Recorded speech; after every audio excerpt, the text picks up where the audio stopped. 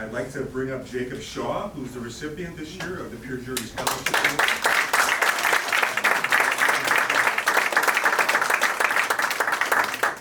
With his plaque and a check $1,500. Why don't you tell us what college you're going to be going to, Jacob? So haven't committed yet. I have a bunch of great options. I'm going to doing the revisits and waitlisting things. So Okay.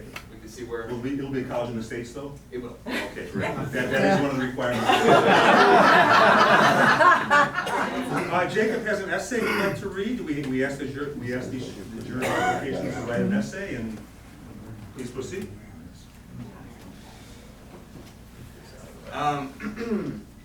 So thank you again to Brian, to the township for this this award. Means a lot, and thank you to my family, Grandma and Papa, for being here, and again to Brian, to Elliot, to all of the participants of the Pure Jury program, just for the opportunity to serve has been really meaningful. So what I want to do is essentially just give you a snapshot of my story here with the Pure Jury, and I'll use this essay as a guide. So, as I excitedly tore open my Pure Jury acceptance letter, I look forward to collaborating with the law enforcement, the community administrators, and the other students, peers, to support this unique opportunity for offenders to accept responsibility and avoid criminal juvenile records.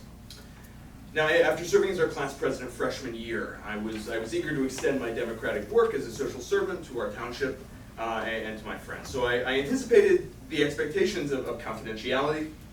I anticipated the tact. I anticipated the teamwork. I did not anticipate the gravity. I mean, after all, to what extent would hard crime manifest itself in the North Shore? I'm thinking as I apply for this. So I'm coming this first day, and I'm predicting my first docket of hearings. Okay, so garbage can pushed over outside of Starbucks, or a off-leash dog nipped a mailman, and a handful of pencils shoplifted from Walgreens. And I never anticipated the range of crime perpetrated by students right here in our community, nor did I forecast the impact it would have on me as a juror or a peer. As it happened, my first case that night threw me headfirst into New Trier's big sexting scandal a few years ago,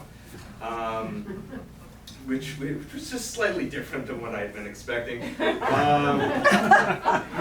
My first time in this jury room, as merely an observer, no less. So we start out and asked to just observe a session before actually stepping onto the jury. That first time, as just an observer, I was presented with 12 of my peers.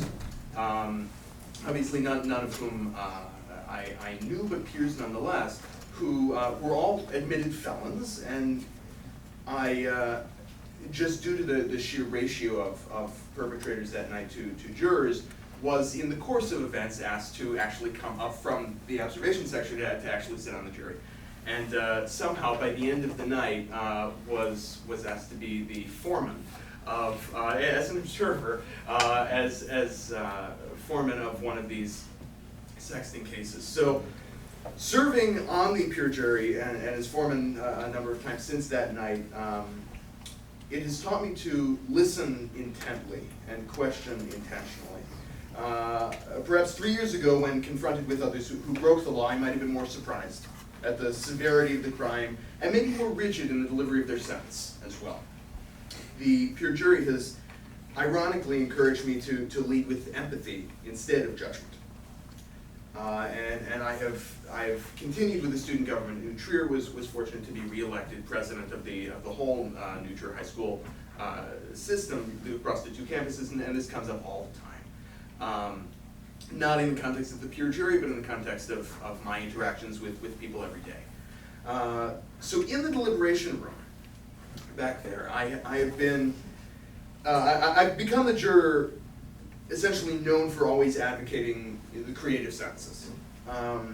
The targeted essay instead of just the extra hours. Deliberate assignment of a technology pressured offender to volunteer at a home for the elderly.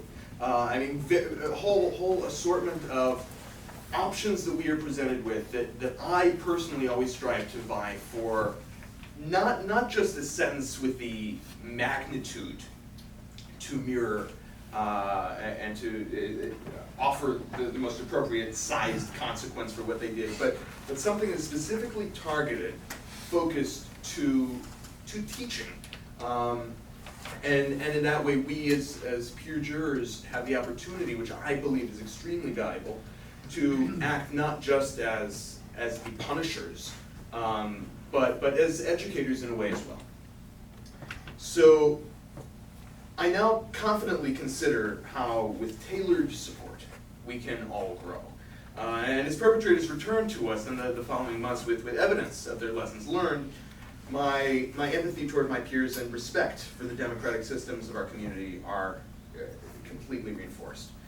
So I remain committed to continuing my active participation in governance and service, joining with others to promote our robust democracy, and always leading not with preconceived judgment, but rather with active empathy. So for me, it has been such an honor to serve on this jury, to serve alongside peers who have been so wonderful,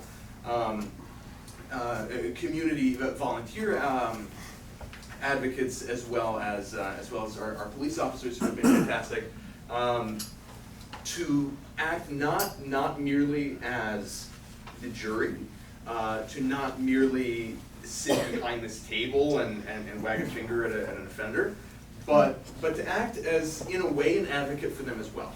And I said advocate for but it's true. I feel that when I am given the honor, the chance to be able to make a difference for somebody, aside from that they have the chance to come here and that it not be on their record. For me to have the opportunity in that room, the power with the pen to decide where they go for how long, but not only the community service side, but if there is an essay, if there is an apology letter or something more creative or targeted than that, to advocate on their behalf for the future, to be able to teach them and to give them the opportunity to learn on their own, most importantly. So with that, I am deeply humbled by this award, and thank you so much to everybody.